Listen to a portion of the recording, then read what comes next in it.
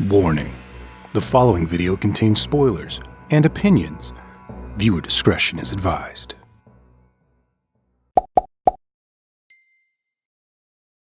Hollywood has a hive mind problem. And I'm not referring to Hollywood's tendency to mimic or blatantly steal the ideas of movies that have been proven successful. You know how like every superhero movie now copies the tone and humor of Deadpool and Guardians of the Galaxy, when before they were copying the tone and broodiness of The Dark Knight? No, I'm talking about the hive mind problem in the stories themselves. First and foremost, storytelling is based on conflict.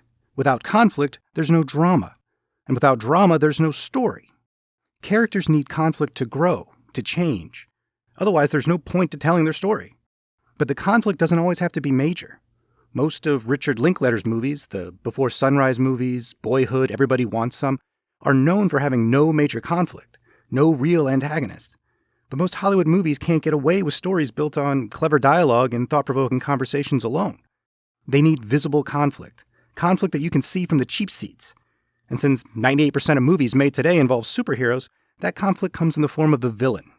You can't have a great hero without an equally impressive villain. Think Batman versus the Joker, Superman versus Lex Luthor. Oh, not that one. Oh, or that one. That one. But as movies have morphed into bloated CGI spectacles, the villains have seen their significance drop. You can't have just one villain anymore. You need 2, 3, because we've made our heroes too invincible. In the first Die Hard, John McClane has to use his wits and barely defeats Hans Gruber. But by the latest one, he's basically a bulletproof superhero. Hollywood has upped the ante to the point of ridiculousness. So what's better than 3 villains? How about an unstoppable army? In The Walking Dead, you have herds of walkers. The Avengers have to defend New York from the Chitauri army. Edge of Tomorrow has the mimics. The cards are stacked against our heroes, and nothing short of a Deus Ex Machina can save them. And since Hollywood loves a happy ending, you just know there's a god from the machine somewhere ready to help out our heroes. Enter the hive mind solution. These armies are relentless and overpowering, so in order for our heroes to save the day by the final reel, there must be a weakness. And unfortunately for a lot of movies and television shows lately, that weakness is the Hive Queen. It's lazy writing. The screenwriters have created this dominating force that would surely defeat the heroes, but cheapen it by having them all linked to one enemy, the Hive Queen. So they don't have to defeat the entire army, they just have to kill the queen, and the army will fall. But why? The idea is based on hive insects, but that's not how honeybees work. Yes, honeybees have a queen, and the drones and the worker bees work together to ensure the survival of the hive over the individual. But if the queen dies, the rest of the bees don't instantly die as well. In fact, they have a procedure in place called supersedure to replace a queen if and when she dies, or if she gets too old to produce enough eggs. But in the rare instance when a queen dies that can't be replaced, the colony does eventually fail, but not instantaneously. So why has Hollywood created this trope where killing the queen instantly kills the army? In Edge of Tomorrow, or Live, Die, Repeat if you prefer that title, Tom Cruise destroys the entire mimic army by momentarily sacrificing himself and blowing up the Omega. Once the grenades explode, killing the Omega, the entire mimic army freezes up and dies. How convenient. In the first Avengers, once the team learns to work together, which they relearn again and again in every movie, they battle the Chitauri army that attacks New York through a giant portal opened by Loki. There are hundreds, if not thousands, of these vicious soldiers, so there's no way a team of 6 heroes can fight them all. So Tony Stark guides a nuclear missile through the portal, momentarily sacrificing himself, to blow up the mothership and close the portal. Once the nuclear bomb explodes, the entire Chitauri army collapses and dies. How convenient. This cliché has even wormed its way into the most popular shows on television and streaming as well. After the monumental success of the first season of Stranger Things, the Duffer Brothers raised the stakes in Season 2 by increasing from just 1 Demogorgon in Season 1 to dozens of Demogorgon dogs Demodogs in Season 2. But since it took 11 sacrifice in Season 1 to finally kill the Demogorgon, it wouldn't make sense for her to be able to just disintegrate all the dogs. Demodogs. So the hive mind solution was used.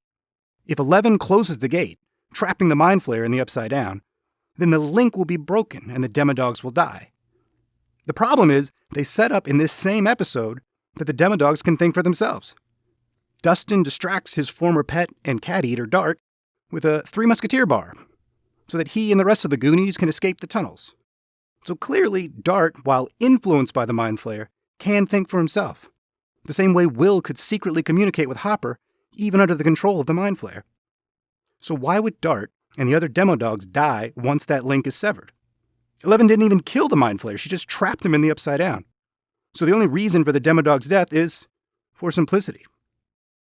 Joss Whedon, of Buffy fame and director of the Avengers, was not a fan of how the Chitauri army basically had their strings cut and died once the nuclear bomb went off, but said it was necessary so that the heroes could celebrate their victory instead of spending hours killing the rest of the army. I get it, I guess, but that takes all the threat out of these enemies when they seem so invincible to start with. Their weakness is just too easy. Kill the queen, save the world. And since these Hive warriors have such a major weakness, why would they ever allow their enemies anywhere close to the queen? Why wasn't the Omega surrounded by hundreds of mimics? Why didn't the Chitauri ships shoot Iron Man as soon as he entered the portal? Why didn't the Mind Flayer always keep some of the demo dogs guarding the gate?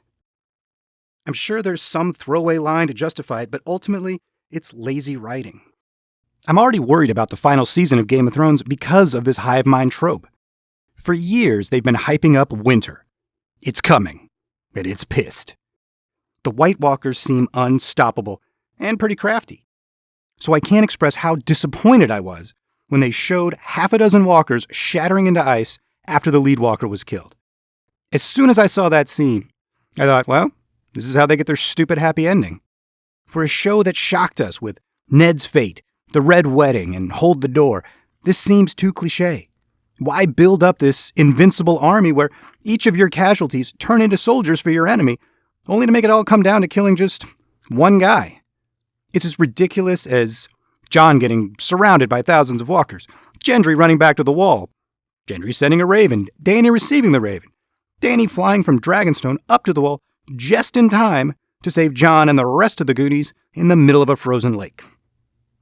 So, here's my prediction for the finale of Game of Thrones. There's an all-out war with the White Walkers. Everyone is fighting for their lives. Jaime, Tyrion, Grey Worm, Brienne, Sam. They're all about to be killed by walkers when probably Jon momentarily sacrifices himself and kills the Night King. And then all the walkers crumble to dust and everybody lives. Oh, yay. This isn't what we want. Not really. It feels cheap. Hopefully I'm wrong, and they find a way to surprise us. But I don't see the Hive Mind, Hive Queen trope dying anytime soon. So here's my suggestion for Hollywood. Keep it. Keep the trope. Killing the queen breaks the Hive Mind link, but it doesn't kill the drones. Instead, the drones are now fighting for themselves. Chaos ensues, but without the Hive groupthink fighting as one, the drones are able to be defeated. Maybe you have more casualties, but you should if you've created a truly unstoppable force. We don't need the happy Hollywood ending every time. A bittersweet ending would be just as satisfying. Thanks for watching. Let me know what you think about Hollywood's Hive Mind in the comments below.